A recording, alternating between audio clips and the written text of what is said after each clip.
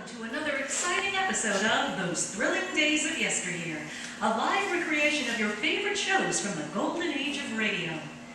Today we have stories like Harry Potter. Remember that?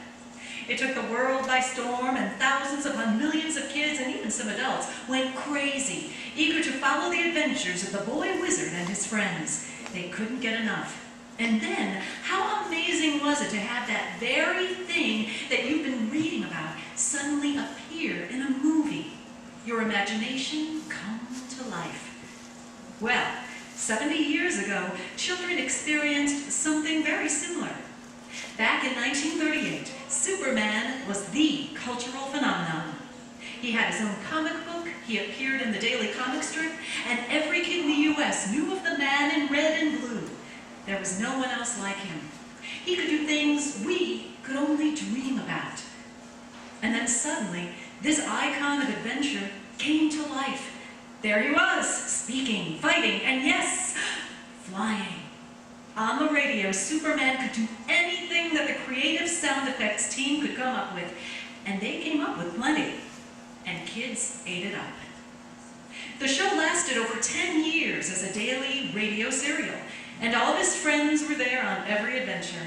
Lois Lane, his pal Jimmy Olsen, editor Perry White, and even new ones like Inspector Henderson and Candy Myers.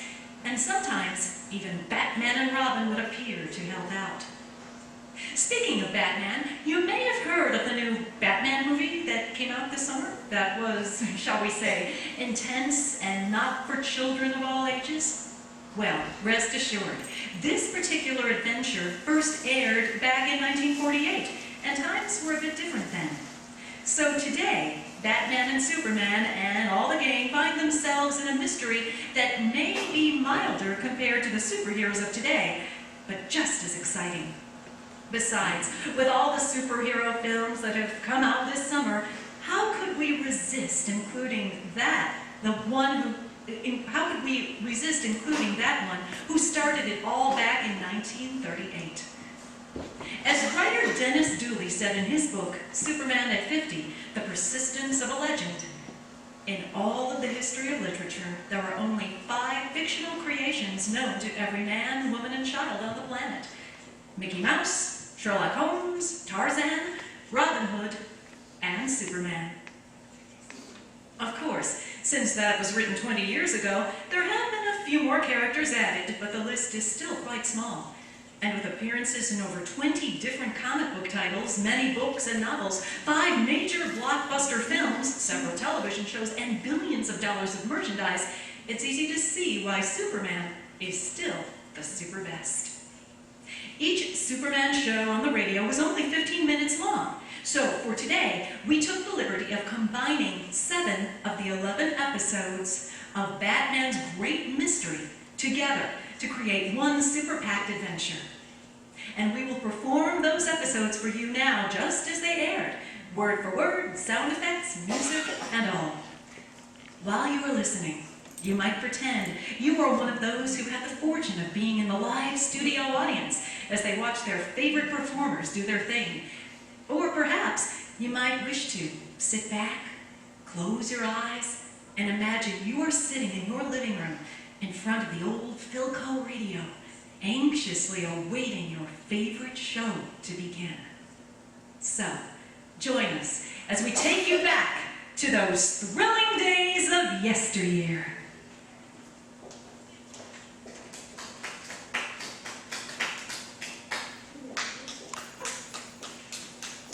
Faster than a speeding bullet, more powerful than a locomotive, able to leap tall buildings in a single bound.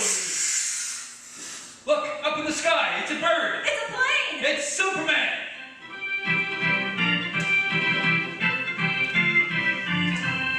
Yes, it's Superman, strange visitor from the planet Krypton, who came to Earth with amazing physical powers far beyond those of mortal men, and who disguised as Clark Kent, mild-mannered reporter for a great metropolitan newspaper, wages a never-ending battle for truth and justice. Today, in his guise of Clark Kent, Superman is in the Metropolis Auditorium with young Dick Grayson, who is really Robin, Batman's Batman's young companion when a man they believed was dead appears on the stage. Look, Dick. Look who's going to speak. It's Batman. Christopher Columbus, yes, it is Batman.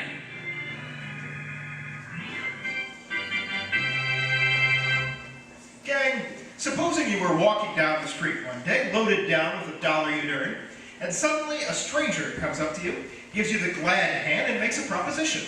For $1, one small dollar, the 10 spot of $10, he says, I'll sell you this beautiful box that I have in my hand. You look, and you see it's a big, interesting box, all nicely wrapped up in red, white, and blue trimming. The only hitch is, you can't see what's inside. Now, honestly, what would you give that guy your hard-earned buck for a fancy package that contains you don't know what? Well, you need your head examined if you did, because only a sucker would buy a package without opening it and seeing what's inside first.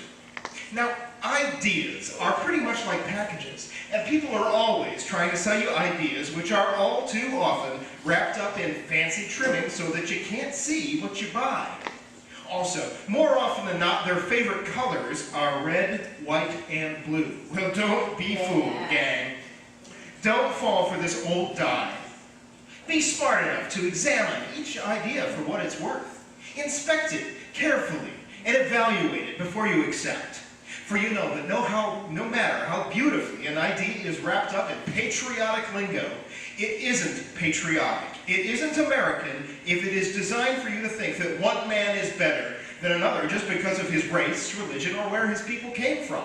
It isn't American if it suggests that you stop a man from speaking his mind just because you don't happen to agree with him. So always take a good look at the inside of an idea, boys and girls, and never mind the outside wrapping. See if what it really means is worth believing in, and then buy it.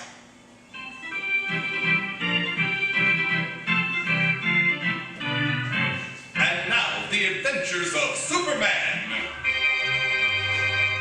Just 12 days ago, the famous Batman waked Robin, his one companion, from sleep and told him, I'm going away, Robin. I can't tell you where or why. I hope to be back within a week, but if I'm not, well, you may never see me again. Then, with 12 days passed and Batman did not return, a very worried Robin appealed for aid to Clark Kent, who, as we know, is Superman. Searching for a clue in Batman's study, Kent discovered a recently made recording of a conversation between Batman and a mysterious Mr. Jones, a man who had somehow learned that Batman was really a wealthy young man named Bruce Wayne, and who threatened that unless Batman accompanied him to an unarmed destination, he would reveal his secret to the world.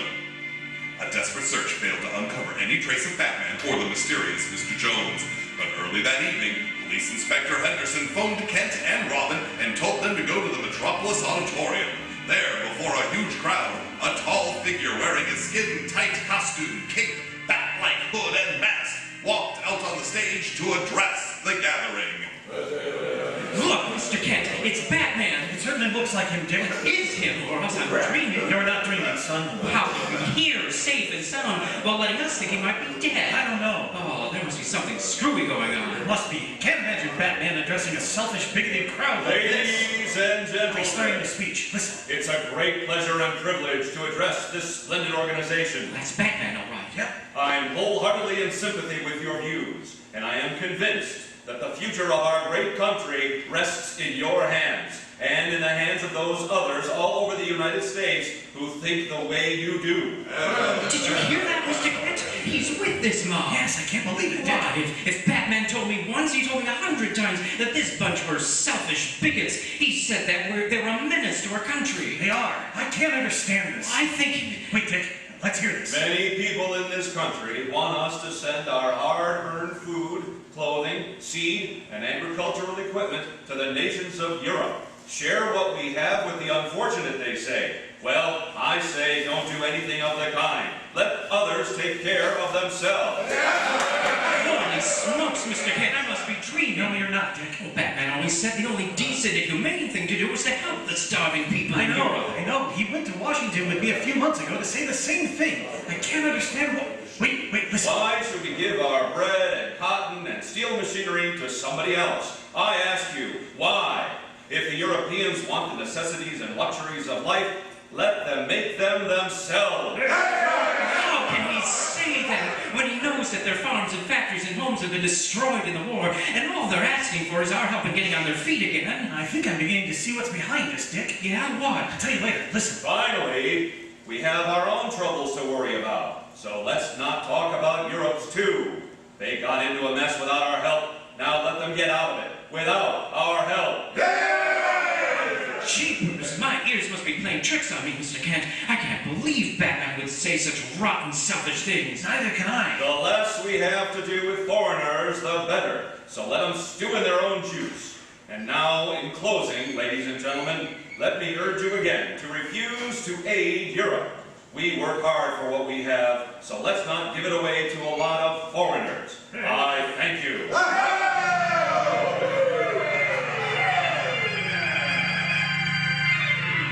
Batman smoked like a selfish bigot and a rabble-rouser, Mr. Kent. Yeah, like one of the worst kind, Dick. The meeting's over. Come on. I can't believe it. He just the same as said, let those poor people starve over there. Well, that's what he said. And I've known Batman for years, and I know he hates narrow bigots and despots like this un-American crowd as much as you. And I and all decent Americans hate them. Well, then why did he say all those awful things? My hunch is he was forced to do this. Forced? Uh-huh. Well, what makes you think so? Remember that recording we found in Batman's study? Oh, you mean that fella Jones? Yes. Look, Batman just went into the dressing room. Here's our chance to find out. Come on.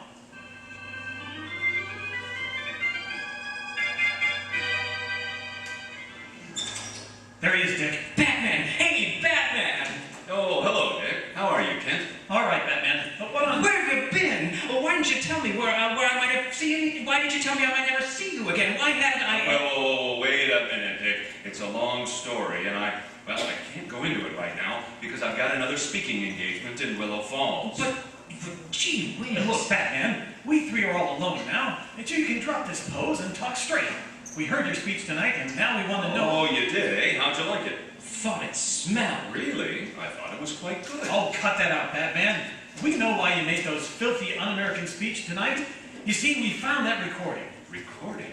What recording, Kent? Well, the one you meant us to find, of course. The one you made the night you left of the conversation between you and that fella Jones. Oh, that. Well, we heard him say he knew that you were Bruce Wayne, and if you didn't go away with him, he'd tell the whole world. Well, that's why you made that speech tonight, wasn't it, Batman? Because Jones threatened to tell everyone you were Bruce Wayne if you didn't go along with him. Isn't that right? Well, I'm surprised you went along with him, no matter what it meant to you, Batman.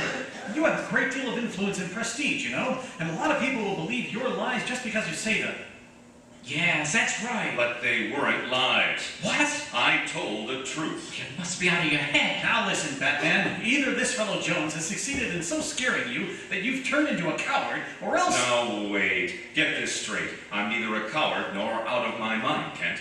Now, as I said before, I've got another speaking engagement, so I'll have to ask you two to leave. Oh, no you don't. You're not going to brush me off that easily, Batman.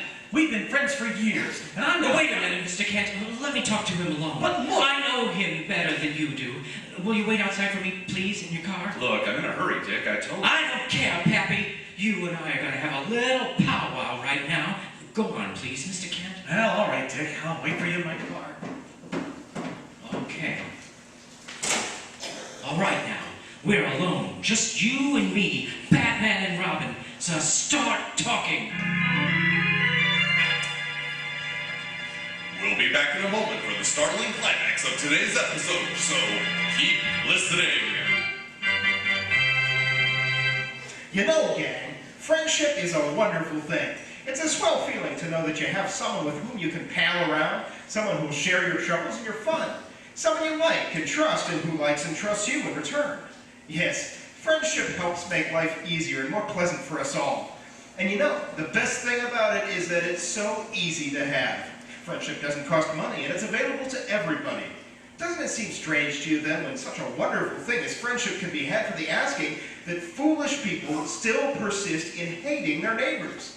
Now, no matter where you go in the world, from China to Hudson's Bay, you'll find that basically people aren't that much different from one another. They all have the same hopes, desires, troubles, and dreams that we have right here in America. It makes you think that perhaps many of the world's problems come up because people don't realize that. You see, practically everyone is willing to be your friend if you'll just meet him halfway. What does it matter if he's of a different race or religion than yours? Or whether he comes from another country? Or whether he's richer or poorer than you? You know that nobody is really inferior to anyone else, because you know that under God we are all equal. So, fellows and girls, here's a thought for you to keep in mind. Friendship, which is a wonderful thing to have, is also an easy thing to have. Try it and see.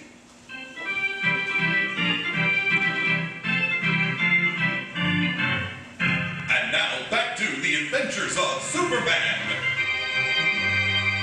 Alone in the dressing room in Metropolis Auditorium, young Dick Grayson, who is really Robin, appeals to his tall, costumed companion. Oh, we've never had any secrets from each other, Batman. So come on, tell me about this trouble you're in. I'm not in any trouble, Dick. Oh, don't give me that. You wouldn't just disappear for almost 2 weeks and let me worry myself sick and then make a rotten, un-American speech like some dirty rabble-rouser unless you... Watch your tongue, you brat. Huh? What did you call me? I called you a brat. Now get this through your head. I meant what I said in my speech tonight. I've been seeing things differently of late. Holy smokes. Mr. Kent must be right. Either you're yellow or you're nuts. I warned you, Robin. Watch your tongue. You watch yours. You've never talked to me this way before, and you're not going to start now. Skip it. I've got another speaking engagement, so I've got to go. Wait, please, don't go until we've had this out.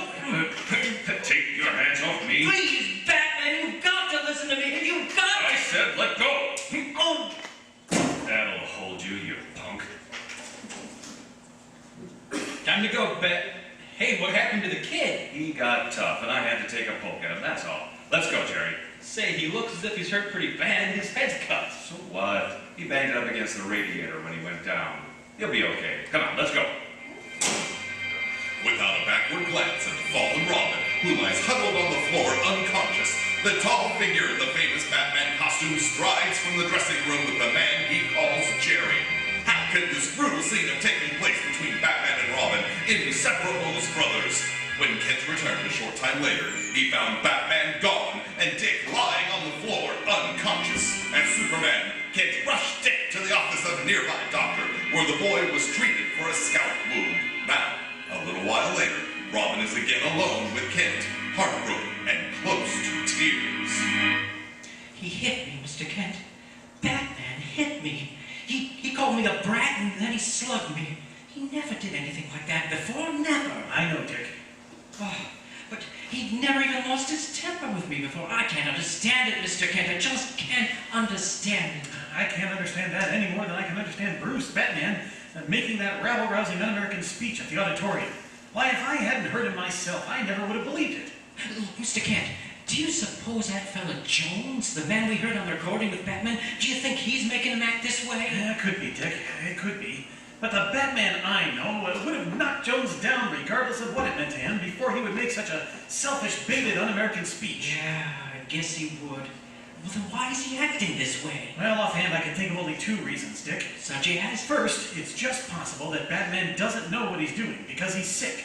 Mentally sick as a result of something fed or injected into him by the mysterious Mr. Jones. But he didn't seem sick. His eyes were clear and his voice, his movements, they were just the same as always. Yes, but his thoughts and his actions were entirely different from what they always were. No, Dick, I still say Batman is sick. Or else... Or else what? Well, it's something I'd rather not talk about yet.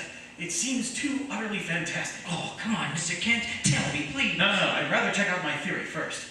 Look, Batman said he had another speaking engagement tonight at Willow Falls, didn't he? Uh-huh. All right. I'm going up to Willow Falls before this night is over. I'm going to find out if Batman is sick or, well, the other thing. Swell. I'll go with you. No, Dick. You're still a little groggy. Oh, no. I'm okay. Now, honest. I want to go, Mr. Kent. I'd rather you didn't, Dick. I want to talk to Batman alone. Oh, well, okay. Good fella. Now get your coat. I'll take you over to Jim Olsen's house. Jim Olsen's? What for? Because if my second theory is right, you may be in danger. So I'd rather you were someplace else than your home until I get back. Oh, don't worry about me. I can take care of myself. Well... Besides, until I know what gives with Batman, I want to be home in case he calls and needs me. Well, if that's the way you want it. All right, Dick. I'll run you home. Then I'll hop up to Willow Falls and have it out with Batman. Come on, let's go. After seeing Robin safely to his home, Clark Kent secretly resumes his true identity. Then, as Superman, he streaks 30 miles north to the bustling town of Willow Falls.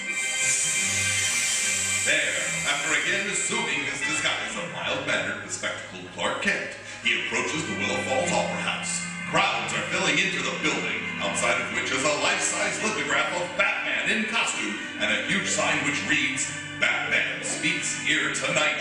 Making his way to the stage entrance, Kent speaks with the doorman. My name is Clark Kent. I'm a reporter from the Metropolis Daily Planet. I'd like to interview Batman. He ain't here yet. Are you sure? It's 8:45, and I noticed he's scheduled to speak at 9 o'clock. I know, but he phoned in a little while ago to say he'd be late. He did, huh? Yeah, he's driving up from Metropolis, but he said he'd had some trouble with his car. Expects to be here about 9:30, thereabouts. I see. Do you mind if I come in and wait for him? Oh no, I don't mind. Come on in. Thanks. As Kent enters the Opera House in Willow Falls to wait for Batman, Robin, in his house in Metropolis, tries to concentrate on a book. But restless and worried, he soon tosses it away and turns on the radio. A moment later, he snaps that off and takes to pacing the floor. Then, when the phone rings, he fairly leaps across the room to answer it. Hello? That you, Robin? Yes, Batman! Check.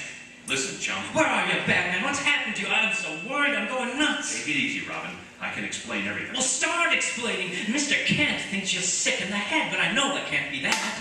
Kent thinks I'm sick, eh? Yeah, he went up to Willow Falls to see you. Is that where you are now? No, I'm in Metropolis. You are? Well, come on home right now if you can get this all straightened out. I can't come home now, Robin. Why not? Because I'm on a big job. But big. Job? For the police department? Bigger than that. The government? I can't tell you anymore over the phone. Well, listen, can't you use a hand on this job, or can't I help? Yes, that's the reason I called you. I need you, chum. Now you're talking our language. Just say where and when, Pappy. Do you know where the old River Hotel is? The River Hotel? Well, seems to me I remember. An old dump on the waterfront? That's it. I'm there now. Room 314. 314. Check. Now get this. I'm listening. Keep this strictly on the QT. Don't tell Kent or even Alfred that I called or where you're going. Understand? I'll make like a clam, Pappy. Good. Get on your horse then, Robin, and get set for a big surprise. Now hurry. What is the big surprise that has just been promised to the now happy Robin? We'll be back in a moment to find out. So, keep listening.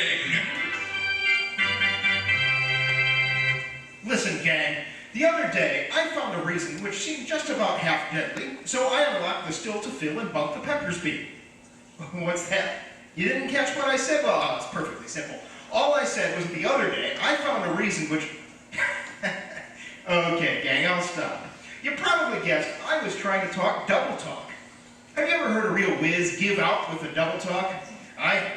Guys, they can go on for 5 minutes before it suddenly dawns on you what they're talking about is really gibberish. And of course, the reason for that is that they've interlaced their nonsense with just enough familiar words and phrases. That's how they fool you. And that's how a lot of people get roped into believing false notions. Slick talkers have a knack for using familiar, important words and phrases. Good, meaningful words, like maybe, Americanism, civic duty, strong, healthy country. Nothing the matter with words like that. They're good, worthwhile words, all of them. Except, it all depends on how they're used. These double talk jokers I'm referring to have a way of misusing them. For instance, they'll talk about a strong, healthy USA, but they sandwich it into chatter so many vicious, false ideas that what they really mean is a weak, divided USA. Oh, you've probably heard them. Insults against people of another religion, narrow-minded prejudices, two-bit opinions about everything and everybody. Half the time they get so wound up they don't know where their own ideas are taking them. Well, gang, there's a lovely expressive word for what comes out of their mouths. We call it gobbledygook. The word doesn't make sense, but then, neither do they.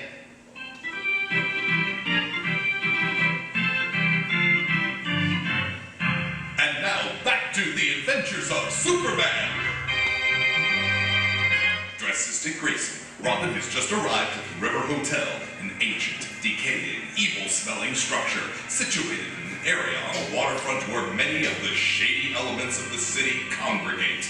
In the small, paint-peeled lobby, furnished with a few sagging horsehair chairs, Two furtive-eyed men glare sharply at Robin, then quickly look away.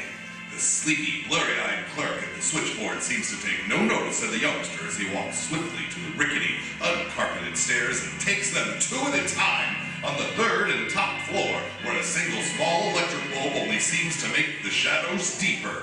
Robin reaches the numbers with difficulty on the cheap, scarred doors. Finally, he finds room 314, the number Batman had given him at the end of the hall. He stops and knocks on the door. Come in. Hiya, Batman. What the? Stepping into the room, Robin stops and sees a bald, heavy-set, unshaven man sitting in a chair facing the door. In his hand, the man holds a revolver which he points at Robin. Another man, very tall and thin in his shirt sleeves, lounges alongside the door. There is no one else in the room. Then, as Robin starts to step backwards, the heavy-set man in the chair calls out, Stay right where you are, sonny boy. Close the door, Lou. What's the idea? Where's Batman? You want to know where Batman is, eh? Yeah. What's so funny? Where is he? What goes on here? You'll find out, sonny boy. You'll find out. But you ain't gonna like it. No, you ain't gonna like it at all. Meanwhile, unaware of this development, Superman, disguised as reporter Clark Kent, was at the Opera House in Winnow Falls, 30 miles away, where Batman was delivering another speech. As he left the stage and walked into the wings, followed by the applause of the crowd, Kent stepped forward to meet him. Just a minute, Batman. Kent, what are you? I want to talk with you. Yeah? What about? How about Robin and other things? Look, I haven't time to discuss this. Well, you're to take time. You and Robin are as close as brothers. You practically brought him up. Well, what are you getting at? Well, a few years ago, at the Metropolis Auditorium, a few hours ago, you struck him and knocked him out. So what? Little punk asked for it. Yeah, that's not like you, Batman. You never slugged Robin before or talked like this about him. And what's more, you never made rabble-rousing, un-American speeches before. Something very fishy is going on, and I intend to find out what it is. Look, Kent, I don't intend to stand here and argue with you. I told you I'm expecting some calls at my hotel. Good night. No, you don't, Batman. You're going to stay right here until we straighten this out. Take your hands off me, Kent, or I'll... Or what? What, will you try to slug me too? Yes, I might forget myself and do just that. That wouldn't be smart, would it? Considering who I am? If you think I'm afraid of you just because you're a reporter for a big newspaper, Well- you're crazy. Well, I didn't mean that, because I'm a reporter. But what do you mean then? Don't you know? No. I don't know what you're talking about, and I don't care. I'm going to the Willow Falls Hotel. Wait a minute.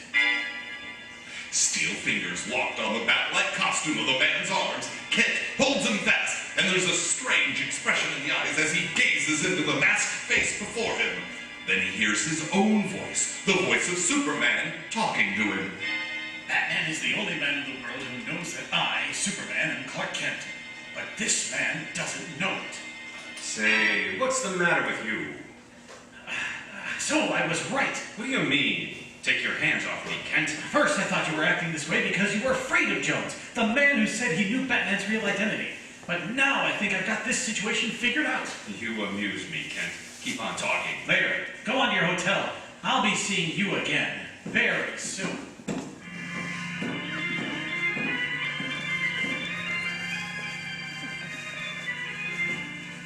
It's dark enough in this alley, so out of these clothes. I need Inspector Henderson's help in a hurry. I can get back to Metropolis in 2 shakes as Superman. There we are. All set now. Up and away!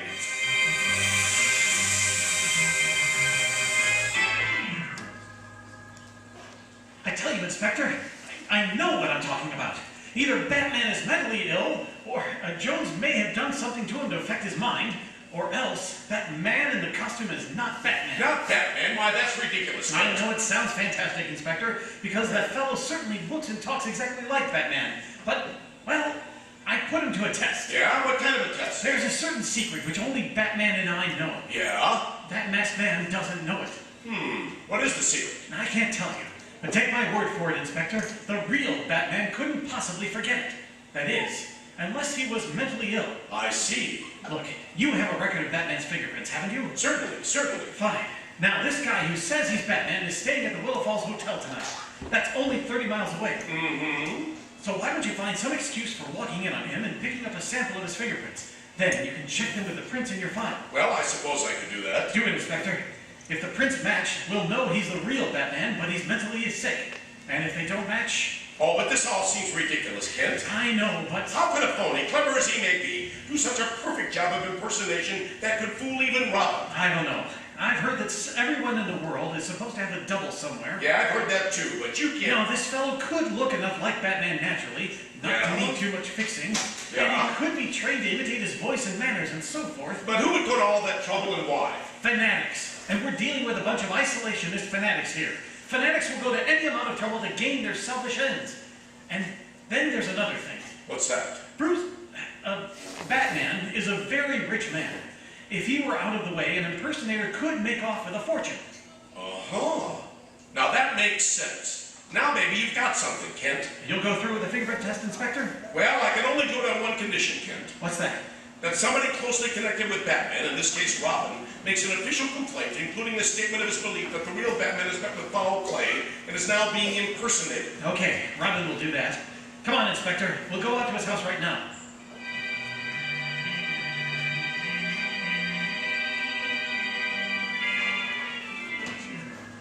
Where's Robin, Alfred? I don't know, Mr. Kent, sir. What? He left about an hour ago after receiving a phone call. In a jolly hurry he was, too. Oh, I don't like that. Where did he go, Alfred? All he would tell me, Inspector, is that he was going to meet a man at the waterfront somewhere. On the waterfront? Yes, sir. And the way he was gaily chirping and singing, I'm rather sure it was Batman what called him. Batman? Did he say that? No, sir, he wouldn't say, sir. But when I asked him if it was Batman he was going to meet, he simply winked and said, "Mustn't talk, Alfred, but everything's all right again now." Oh, that's funny. Batman is supposed to be in Willow Falls. Willow Falls, huh? Yes. See, that's right, Kent. Why should he tell Robin to meet him on the waterfront? He wouldn't. Unless... Unless what? Unless he is a phony, as I suspect. Look, Inspector, you better get your men to the waterfront to look for Robin. Right. I'm going back up to Willow Falls to shake the truth out of that fellow who calls himself Batman. So long. Racing outside the house, Kent pauses beside a dark hedge and quickly resumes his true identity as Superman. Up, and away! Then, the Man of Steel leaps high into the starry sky and streaks northward, bound for Willow Falls, and a shocking surprise. Upon arriving, Superman has secretly resumed his disguise of Clark Kent, mild-mannered and spectacled reporter. As we join him now, he is speaking to the clerk in the Willow Falls Hotel. What room is Batman in, please? Batman's not here, sir. He checked out. Checked out? When? About a half an hour ago, I'd say. No, where did he go? Do you know? No, sir, I don't know. As a matter of fact, I did ask him. You see, I wasn't able to hear him speak tonight, and since I'm off duty tomorrow, I was hoping I might hear him if he was speaking somewhere nearby. Well, what did he say? Well, he said he'd been called away on important business, and I wouldn't be making any more speeches for a while. Did he leave a forwarding address? No, sir, he didn't. Dismayed, Clark Kent, who is Superman, stands in the small hotel lobby and feels utterly helpless as the true state of affairs becomes crystal clear in his mind. Of course. I might have known this would happen. He is a phony. Now he's got rid of Robin and gone into hiding. Now what will I do? How can I find him? Is Superman right in believing that the man who reappeared in Metropolis yesterday is not the real Batman, but a clever and villainous impersonator? If so, what has happened to the real Batman and to Robin? We'll learn the answers to some of these questions in tomorrow's spine-tingling episode, fellows and girls. So be sure to listen. Tune in same time, same station for Chapter 6 of Batman's Great Mystery on The Adventures of Superman. Superman is a copyrighted feature appearing in Superman DC Comics magazine and is brought to you Monday through Thursday.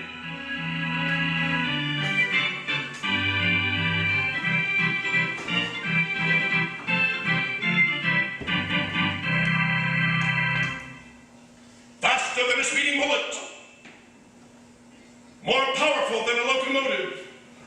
Oh, we've got a commercial. Thank you. Today you are listening to a wonderful adventure of how Superman helps his friends Batman and Robin. In fact, in his entire 70-plus year career, Superman has helped millions of people. Why, he's even saved the entire planet several times. That's just what Superman does. He helps people in their time of need. Well, here's a chance for you to help Superman. Back in 1934, nearly 75 years ago, two young boys, Jerry Siegel and Joe Shuster, dreamed up a character for their high school newspaper that combined their favorite heroes like Flash Gordon, Robin Hood, and Douglas Fairbanks Sr. into one man. A man who could do things that no one in fiction or the real world had ever done before. A man from space, come to help and protect us in our time of need. As they dreamed and drew on Jerry's bed, they had no idea that their idea would one day be a cultural phenomenon, creating a billion-dollar empire. Not that they were to get much of it, as they sold the rights, and serving as a worldwide symbol for truth and justice. Yes, that very bedroom in Glenville, Ohio, a suburb of Cleveland, is where Superman was born. However, now in a neighborhood that's struggling, its structure falling apart with age, and not receiving much support from the city of Cleveland, this lovely home is in danger of disappearing forever. We can't let this happen, and you can help. Pick up a flyer on your way out and visit the website www.ordinarypeoplechangetheworld.com to make a donation to help save Superman's home. This charitable organization is dedicated to making sure the Siegel house will be saved and restored, so that one day you can take your kids there to see the house where Superman was born. As Jerry's wife, Joanne Siegel, said, there is something magical about a house where something important happened. Once you step inside the door, you feel you are back in time. You allow yourself to experience a moment of greatness. You savor the mood and come out a better person. Will we succeed? That depends on you. Really, you. If we want to repair the exterior and fix the roof and clear out the rotted wood, we have to raise the cash. Cleveland won't pay. The big corporations won't pay. They're the ones who ignored it. But like the website says, I believe ordinary people change the world. And we believe that we, the true fans, can do what Cleveland and everyone else couldn't. Save Superman's home. Pick up a flyer on your way out. Faster than a speeding bullet. More powerful than a locomotive. Able to leap tall buildings in a single bound. Look, up in the sky. It's a bird. It's a plane! It's Superman.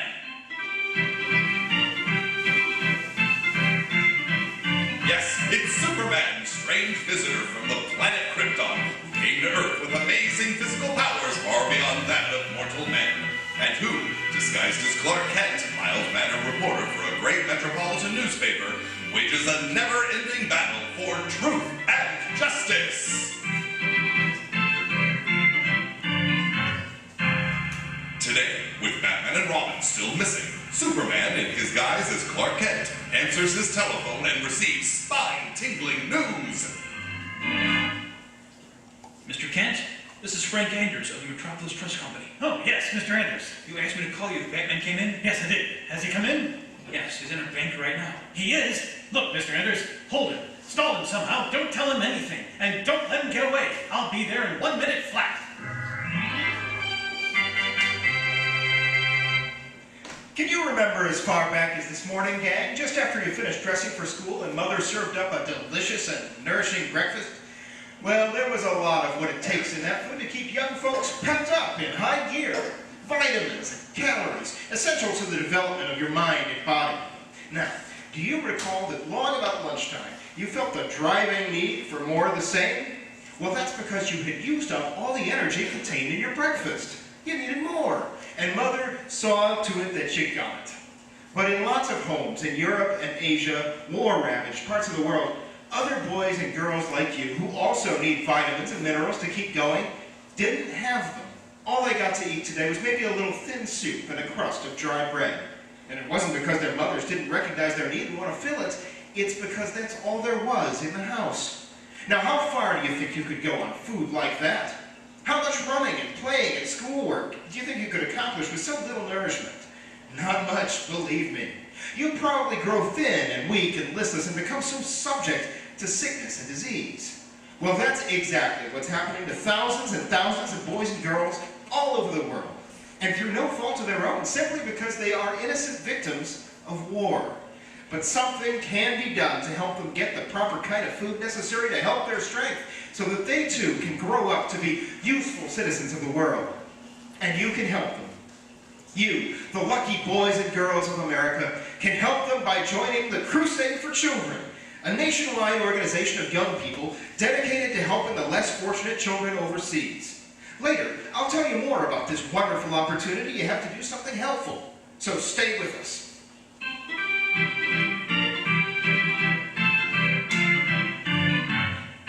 And now, the adventures of Superman. A mysterious man who calls himself Jones and who is fanatically opposed to our aiding the unfortunate peoples of Europe developed a vicious and cunning plot to further his selfish cause and at the same time enrich himself. Learning that the famous Batman was really the wealthy Bruce Wayne, Jones persuaded Superman's friend to go away with him. Then, Jones sent an impersonator to Metropolis who, impersonating Batman, made speeches against American aid to Europe and led Robin, Batman's young companion, to an ambush. Then, changing the dynamic duo in an old revolutionary prison barrack far upstate, Jones and the impersonator returned to Metropolis to take possession of Batman's large fortune. Superman, who suspects the truth, has contracted all Metropolis banks, and as we continue now, he has streaked to the Metropolis company in response to a phone call. There, in his disguise as reporter Clark Kent, he hurries off to the desk of Frank Anders, the bank manager. Hello, Mr. Anders. Where's Batman? Oh, Mr. Kent? Where's Batman? I don't see him. Well, he's gone. Gone? But you said... Yes. When he came up from the safety deposit vaults, I tried to detain him, but he said he was in a great hurry. Where did he go? Which way? Well, I don't know. He left just after I called you with his friend, Mr. Jones. Jones? Then it was Batman's impersonator. Just as I thought. Impersonator? What do you mean? Look, Mr. Anders, please call Inspector Henderson and tell him the phony Batman just left here. But Please, do as I say. Right away. I'll explain later. This alley is deserted, so out of these clothes, this is a job for Superman. And a tough job. The phony Batman and Jones could have taken a subway or a bus or a taxi or got away in their own car. However they've gone, I must find them. There we are. All set. Up, and away!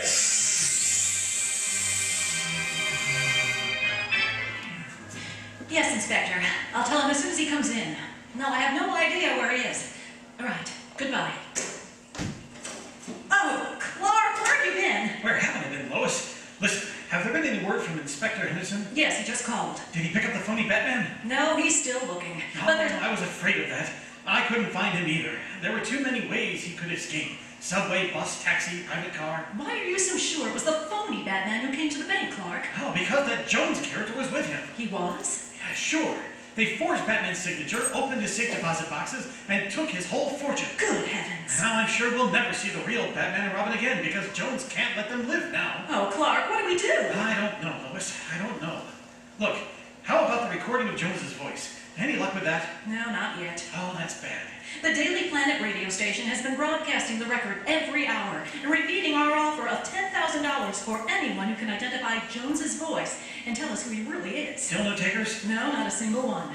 I've checked with the other stations all over the country who've been playing the recording too. No soap there either. Just several false leads. Jones has been identified as a famous movie actor, a cabinet official, a general, a champion prize fighter, you know. Uh-huh. But I guess we have to expect those things. Yes, I know we do. But I was hoping someone would identify him correctly, because it's obvious from the way he works that he's no small-time operator. Lois, lots of people must know him. But then I'm sure someone will definitely identify him soon, Clark. Well, they better hurry, Lois. Otherwise, I'm afraid we've seen the last of Batman and Robin.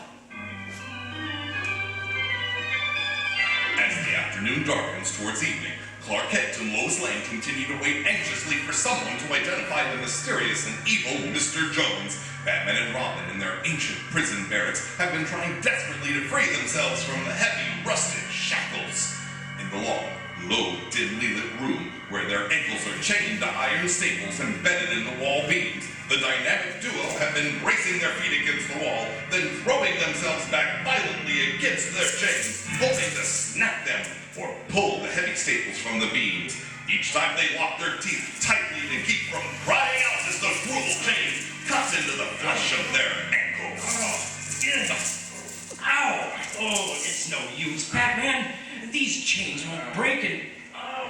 Oh, these staples won't come out. Afraid you're right, Robin. Ooh, my legs are as raw as fresh beef. So's mine. What are we gonna do, Batman? Jones and his phony Batman will be back soon with your bankroll, and you know what happens then. All I know is what Jones said will happen. That's bad, because he wasn't kidding. I know, but take it easy, chum. We're not cooked geese yet. Maybe not yet. We're all trussed up and ready for the oven, though. Oh, boy, I never thought we'd go out this way, chained up like a couple of dogs. Look, cut it out, will you? I said we're not finished yet. You wanna bet? Well, not too much, but a small wager, maybe. Stop trying to cheer me up, Pappy. You know as well as I do that we're done for unless our fairy godmother sneaks a cake in here with a nice big file inside. Yeah. Oh, I'd love to have a nice big file right now. I wouldn't even mind seeing a cake. Exercising with these chains works up an appetite.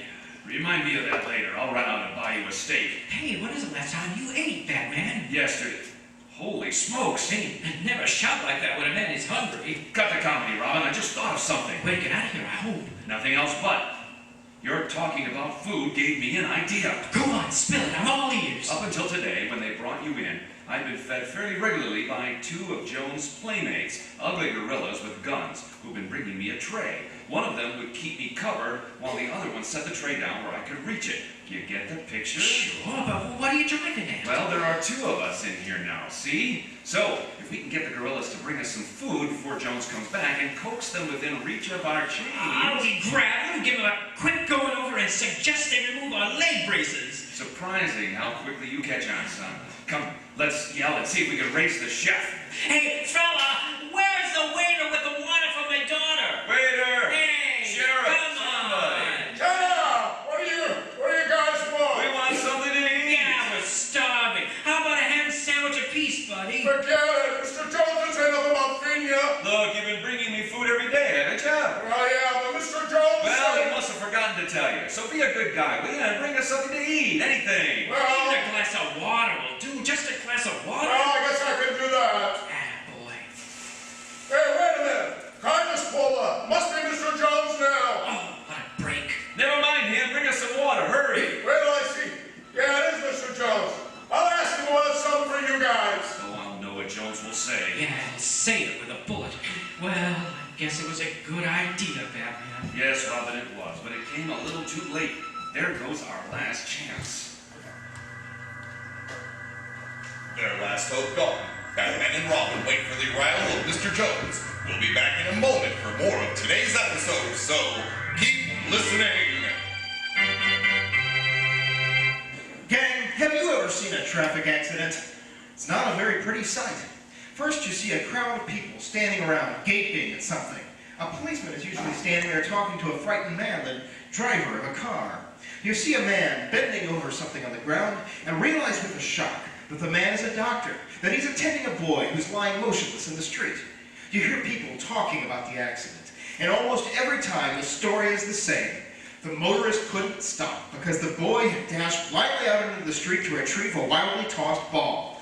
Now, that accident, like most, could have been prevented very easily. First, there's never that much rush to get to a ball. Second, the boy should have stopped and looked before running out into the street. Now let's look at the problem from the point of view of the driver of the car. He must be alert at all times to avoid such dangers as cars, pedestrians, and dogs. Not only that, but he has to see these dangers a good distance off. Because a car with good brakes going 40 miles an hour takes 120 feet to stop. And being hit by a car at 60 miles an hour is like falling 10 stories onto the pavement. Now, how can you prevent such accidents? There are several ways. In the first place, don't play on or near the street.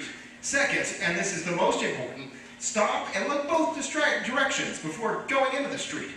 Third, when walking, stay on the sidewalk. If there is no sidewalk, walk on the side of the road to your left. facing the oncoming cars. Remember, if you use your head, you can avoid all kinds of accidents.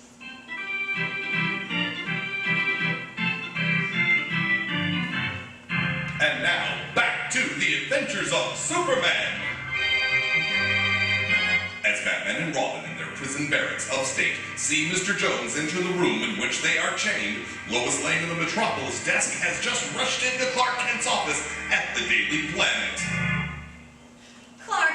Oh, Clark, hurry! What's the matter, Lois? What's up? They just called down from a radio station to say that a man showed up there who says he knows who Mr. Jones is. No kidding. Yes, he's upstairs now waiting for us. Hurry, Clark. He may really know. Oh, I don't mind the way, Lois. I'm practically up there now. Racing past Lois Lane like an arrow shot from a bow, Clark Kent sprints through the city room into the corridor and then, out of sight, leaves his feet and zooms up the 8th flight of steps to the Planet Radio in one great bound, as only Superman can. Does the unknown man in the radio studio really know who the mysterious Mr. Jones is? Or is this another false lead? And if he does know, can he direct Clark Kent, who is Superman, to the upstate prison barracks in time to save the lives of Batman and Robin? At the station, Kent is directed to the manager's office, where a middle-aged, weather-beaten man with shrewd, faded blue eyes sits on the edge of a chair, a battered old hat at his knees. Hello, my name is Kent, Clark Kent. How you do? Mine's Hempel, William Hempel. Mr. Hempel, I understand you can identify the man whose voice we've been broadcasting. Yep. Fine. Who is he? Not so fast, young man. What? Fellow said on the radio, I get $10,000 if I tell you who belongs to that voice. Well, that's right. So I ain't saying nothing till I see the money. But you'll get the money, Mr. Hempel. After all, the offer is made by the Daily Planet, the largest newspaper in Metropolis, and we'll pay off. Just tell me who owns that voice so I can go after him. There are 2 lives at stake, and we... Well, maybe so, but I want to see the money. No maybes about it, believe me. Now, if you really know whose voice that is on the recording, in the name of heaven, tell me. Like I said before, young fella, I'll tell you when I see the $10,000. But great Scott, I told you. Won't do you no good to get hot under the collar either. I know my rights. All right, all right. You stay here. I'll go down to the cashier and have a check drawn.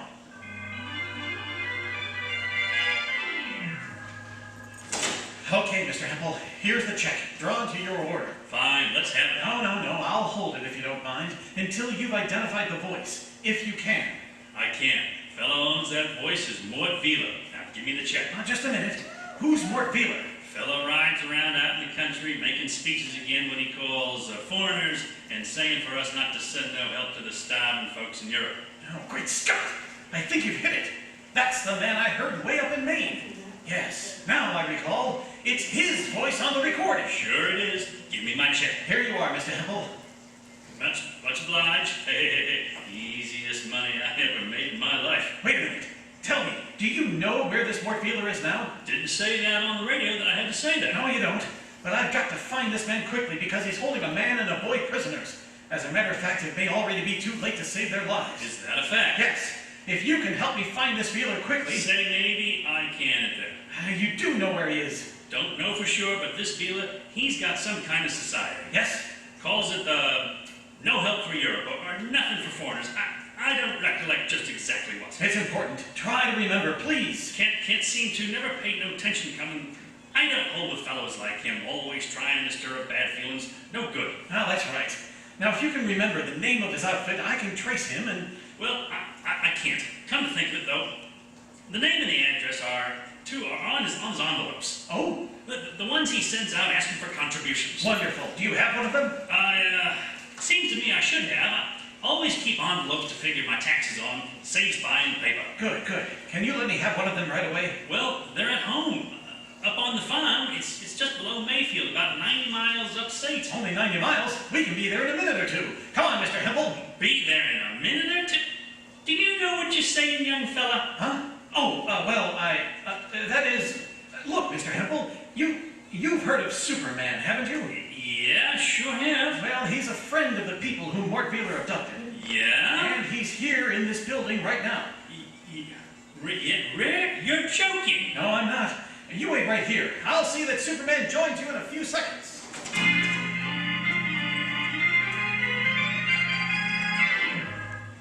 Hello, Mr. Hempel. Heavens. Who be you? I'm Superman.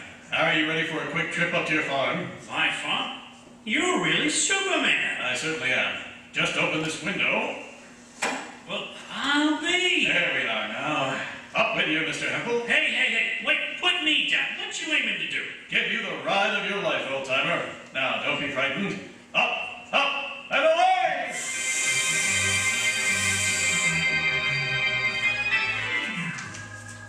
Have you found that envelope yet, Mr. Hempel? Nope, can't seem to lay my hands on them Morphila things, Superman. Must have thrown them away. But you said they were here in your house. That was, I know, because I've been scribbling on them. I'll help you look. We must find them, Mr. Hempel. We must! As Superman and Farmer Hempel search for the envelope bearing Mort Wheeler's address, Wheeler himself, in the alias of Mr. Jones, stands in the ancient prison block where Batman and Robin are chained by leg shackles to the wall.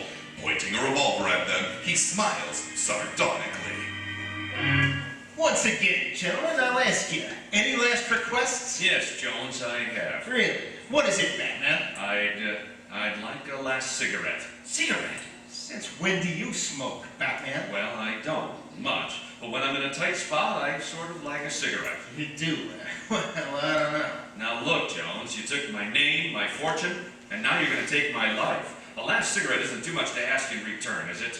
Well, under the circumstances, I think that yes, you are entitled to a last cigarette. Thanks. Would you give me one, please? I have none, because I only smoke cigars, but I know some of the boys have cigarettes. I'll send one in, and I'll give you 10 minutes to enjoy it. Then, well, you know what happens then. Yes, I know. I'll see you both exactly in 10 minutes.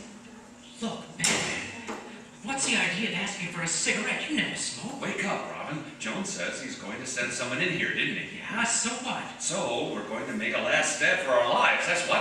How? What good is I'm it? going to try to coax Jones' playmate close enough for us to grab him.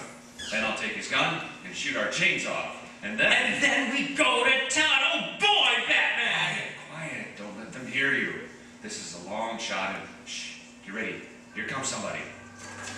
Straining tensely against their chains, Batman and Robin tense their muscles as a burly, unshaven giant of a man approaches, a package of cigarettes in a huge, ham-like hand. Hey, he's pretty big, Batman. The bigger they are, Robin, the harder they fall. Now, get set. You got a cigarette for me, buddy? Yeah, here's one. Catch. Thanks. Match? I'll throw you a pack. Here. Shucks, I missed it. Butterfingers. Look, I can't quite reach the matches, buddy. Would you mind picking them up for me, please? Okay. Now, Robert, Come to Papa. I've got my hand over his mouth. I've got his feet. Put him to sleep, Batman. Good idea. Good night, sweetheart. There, that does it. Good, Pappy. Quick, now help me get through his pockets for his gun. Jack. Oh, hey, I can't find a gun. Neither can I. What's going on here? Oh, it's Jonesy. What do we do? Well, there's nothing we can do now, Robin. What are you This two is up it. to, eh? Oh, don't mind us, Jonesy. We're just playing patty cake with your gorilla. Really? Well, you won't play any more games, because I'm going to take care of both of you right now. Here he comes, Batman. Quick, Robin, drop to the floor behind Jones' pal. What gives, Batman? Man, what are you two up to now? Drop your gun, Jones. I've got you covered. Holy smokes. What? Don't make me laugh, Batman. This is no joke. I've got your gorilla's gun. What a bluff. What? You heard me, Jones. Now drop your gun or I'll shoot. Help! And Jared Harris! Stop, Jones. Stop or I'll shoot.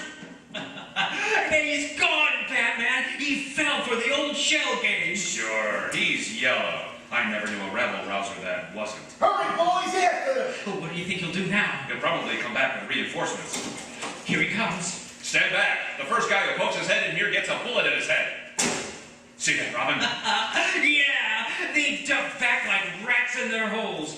But now what, Batman? We won't be able to fool them forever. Yeah, I know. Up on your feet, chum. Come on. What's the gimmick? We've got to make another try to snap these chains. Are you kidding? We already tried for hours. I know, but we've got to try again. Now, come on now. Put your foot against the wall and throw yourself backwards. Okay. It's no use, Batman. They won't break. Oh, I guess you're right, Robin. We're not getting anyplace. I wonder what our friend Jonesy is up to now. Something rotten. You can bet your bottom dollar on that. Hey, what's that? What? Do you smell smoke? Gee Yes, yes. Yeah, now I hear something burning too. Listen. Holy smokes, this joint is on fire. What's that? Batman and Robin, if it gets too hot again, call up the fire department. Jones set this place on fire to finish us. Right, Robin. Yes, it looks as if we're jumping right out of the frying pan into the fire. Coughing as the smoke begins to swirl through the long, low room, Batman and Robin realize that their final desperate ruse has now also ended in failure. Meanwhile, in a farmhouse of William Hempel, where papers are strewn all over the floor, Superman and Hempel have been unable to locate the envelopes bearing the names and address of Mort Beaver, alias Mr. Jones. You said you were sure those envelopes were here, Mr. Hempel. Well, they was, Superman. Like I told you, Wheeler sent him asking for contributions to his no-good society. Well, then where are they? Beats me. All I can think of is maybe me or my wife threw them out. Great Scott, what'll I do? I've got to find Jones. I mean, Wheeler's address. Because I'm sure he's holding Batman and Robin someplace. Sure wish I could help you, Superman. Wait, Mr. Hempel. You say this man Wheeler goes around the countryside making speeches and trying to get support for his Let Europe Starve campaign? Yep, and then he sends letters to the people who heard him speak, asking for money. Well, he's spoken around here and sent you letters. He must have sent letters to some of your neighbors, too. Why, sure. I was speaking to Sam Hoffmeyer just the other day about it. Sam says he got a letter, but Now, where does Hoffmeyer live? his farm's just the other side of Mayfield, down the turnpike. Good. I'll find him. See you later, Mr. Hempel, and thanks. Up, and away!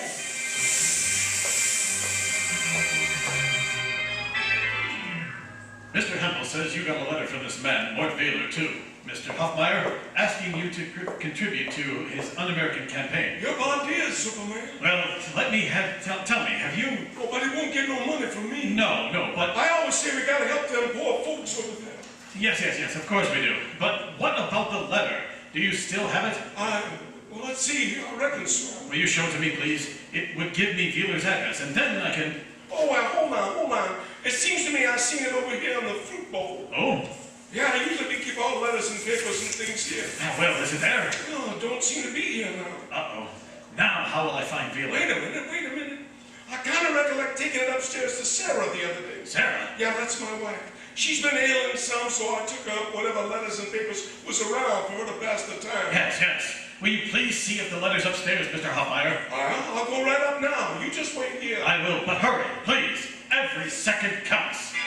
Anxiously, Superman waits for Sam Hoffmeyer to seek out the precious letter from rabble-rouser Mort Beaver, alias Mr. Jones. Meanwhile, the ancient prison barracks, set in a vast, desolate countryside, is blazing furiously as Batman and Robin, chained in the center of the burning structure, are helpless.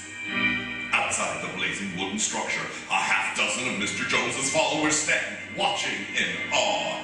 While to one side, smiling broadly, the rabble-rouser stands with Ed, the man who was trained to impersonate Batman. Well, Ed, that's the end of Batman and Robin. It's a tough way to go, Mr. Wheeler. Huh? Feel sorry for him, do you? Well, kind of. Well, you'll get over it when we start spending Batman's money.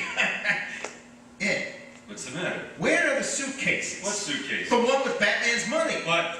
I thought you brought them out. I thought you did. Holy smokes! Come on, we gotta get them. No, wait. We can't go back in there. The roofs will come down any minute. We've got to. There's over $1 million worth of securities in those suitcases. They'll be burned We'll up. be killed. It isn't worth No, it. they won't. The suitcases are in the kitchen near the door. For heaven's sake, come on, hurry. All right.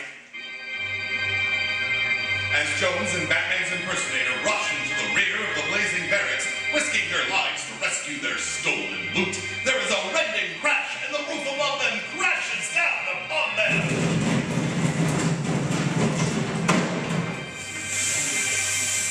And at that moment, having finally learned the address of Jones's headquarters, Superman streaks through the skies towards the burning barracks, then plummets downward to land in the mass of the blazing, collapsing wreckage, where he finds Batman and Robin, who lie unmoving. Batman, Robin. Uh-oh, they're unconscious. That chain. Hey, that roof's gonna fall in a second. I've got to rip these chains out of the wall, like this. There. Now I'll just wrap my cape around these two, like this. Uh-oh, here comes that roof. Swiftly covering his unconscious friends with his brilliant red cape, Superman stands above them, shielding them as the blazing roof lunges down with the roar upon his head and shoulders. Now, up, and away! Unharmed, the Man of Steel shrugs the burning timbers from his shoulders and, protecting the two limp figures in his arms, leaps from the inferno high into the clear, cool sky, looking like a gigantic phoenix, the fabulous Firebird. Then, surveying the awesome scene below for an instant, Superman peers and streaks away to the south, bound for Metropolis. Away!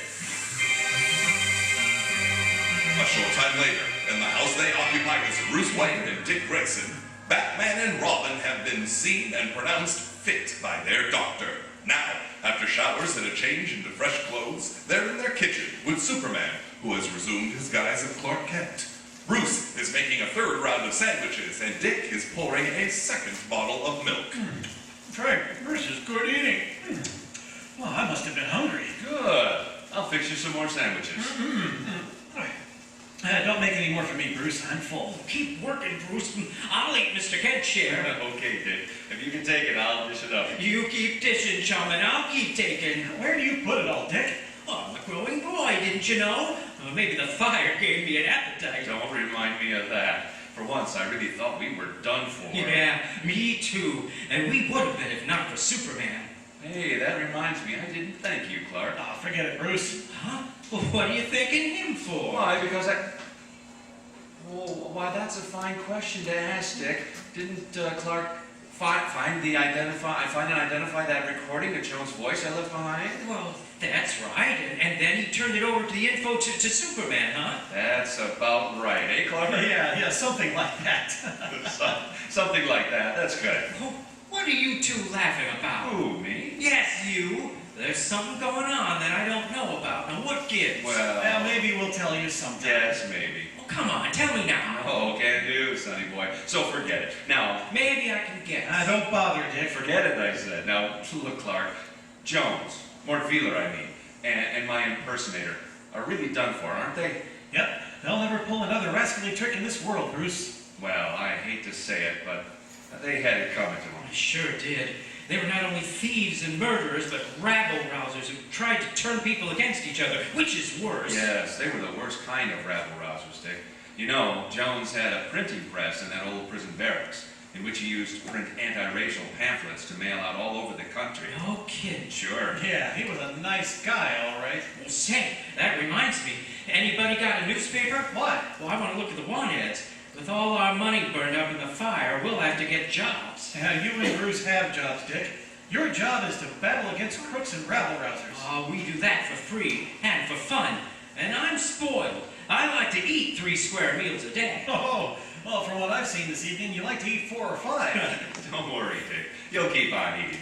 Clark tells me that Wheeler and my impersonator needn't have gone back into the fire for the securities they stole from me, because one of their men had brought the suitcases out. Oh, I'll be darned. Pretty ironic, eh? Yes, but good. And when Superman went back there, after bringing us here this evening, he picked up our little nest egg and the followers of the late Mr. Jones Wheeler, who were starting for places unknown. Isn't that nice? Ah, that's Superman. You know, he's a lad after my own heart. And mine. Holy smokes! What's the matter, Clark? Oh, a fine newspaper reporter I am. Here, I've got a big scoop, and instead of rushing into the Daily Planet, I sit here idly playing tiddlywinks with you guys. Hey, wait a Oh, minute. out of my way, I've got to fly. And I do mean fly. So long, chums. So long, Mr. Kent, and thanks. Yeah, thanks, and happy landings, Clark. Call me anytime. So long. Hurrying from Batman and Robin's house, Clark Kent pauses in the shadows to resume his true identity as Superman. Then, Up, and away! the Man of Steel takes again to the airways and streaks across the tall skyscrapers and broad avenues of the city to the Daily Planet, where he meets head-on with a startling surprise. We'll be back in a moment to find out what it is, so keep listening. Gang, let me tell you once again that the biggest job you, the boys and girls of America, can do today is to lend a helping hand to the less fortunate children in Europe and Asia. Those innocent victims of the last war who haven't enough to eat. Helping those poor young people gives you an opportunity to do something that's really worthwhile. Something that will make you feel proud. Believe it or not, there are 230 million of those hungry children all over the world who look to you, the lucky boys and girls of America, for a helping hand. They're counting on you. Their faith in you is their only hope for a future. Don't let them down. They'll pay you back for acts of kindness all their lives with understanding friendship. The kind of friendship that leads to world peace, and that is very important. How can you help? By joining the Crusade for Children in your city. Members of the Crusade for Children canvass their neighborhoods for contributions. They give plays and parties to raise money and raise additional funds through the sales of cookies and candies, which they make themselves. They do a lot of other things too. All sorts of things that will bring in money, which is then used to purchase healthful, nourishing foods to be sent to starving children overseas. It's real good, helpful work, and it's loads of fun too. So don't waste any more time. Join the Crusade for Children tomorrow. Find out from local service agencies if there's a chapter of Crusade for Children in your city. If there isn't one, do something about it. Get your teacher or social service worker to help you organize a chapter. Get your parents to give you a hand and ask your friends to join you in this very worthwhile activity. Remember what I said before. There are 230 million starving children in Europe and Asia who are counting on you to help them grow up strong and healthy with proper foods. Don't let them down.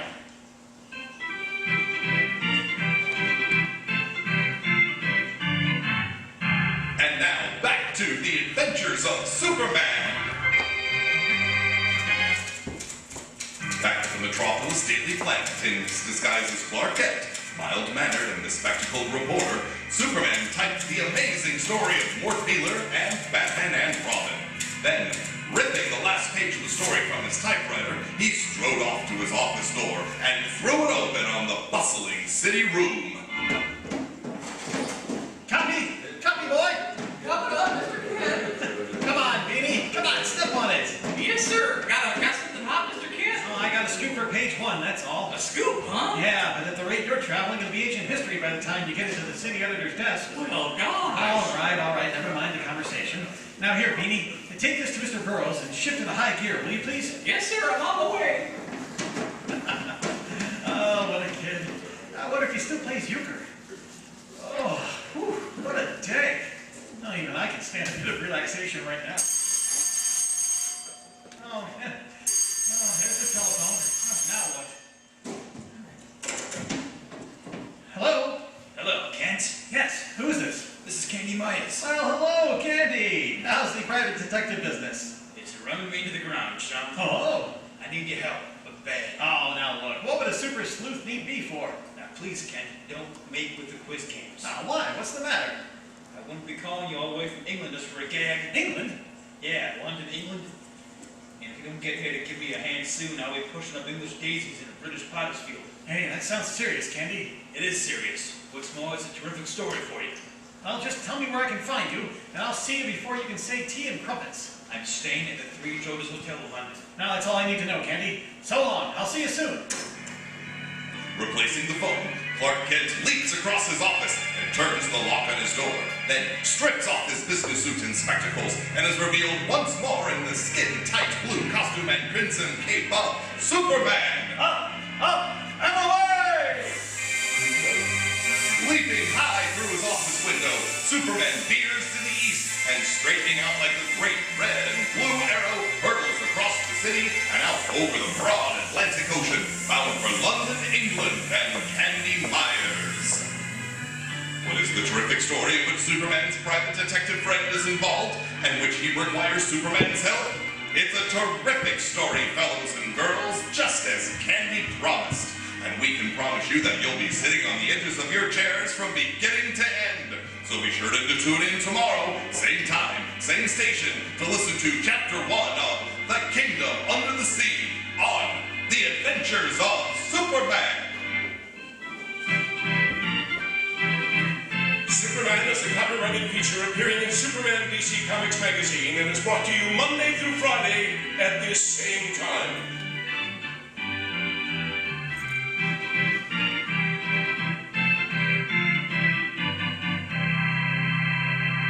This program came from New York. Stay tuned to your mutual station for Captain Midnight, which follows in just a moment.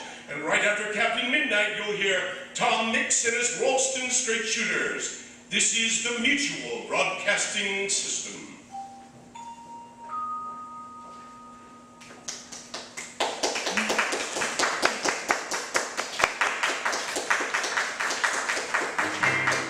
Ladies and gentlemen, we hope you've enjoyed our tribute to the greatest superhero of all time. We hope that it was as super fun for you as it was for us. Be sure to mark your calendars for our next show, Sunday, November 2nd, as we take a humorous look at politics and the presidential election with Burns and Allen and Fibber McGee and Molly. And you can always check our website, www.ttdyradio.com, for more information, as well as view archived photos and read fond memories from all our past shows. And now, the cast of Those Thrilling Days of Yesteryear. Announcer, Thug, Henderson, Clark, and Hoffmeyer by the commanding John Gould. Our narrator today was Mr. Steve Schroeder. Dan, Alfred Jones were all played by the versatile Evan Cater. Clark Kent and Superman was played by the dimpled and delightful Ben Dooley. Batman and Batman Imposter Ed, Mr. Don Gingold. Robin, the Boy Wonder, was Mr. John Corona. The Rose of Candy, Man 1, Cigarette Man, Jerry, and Anders was the versatile Aaron Wolfenson.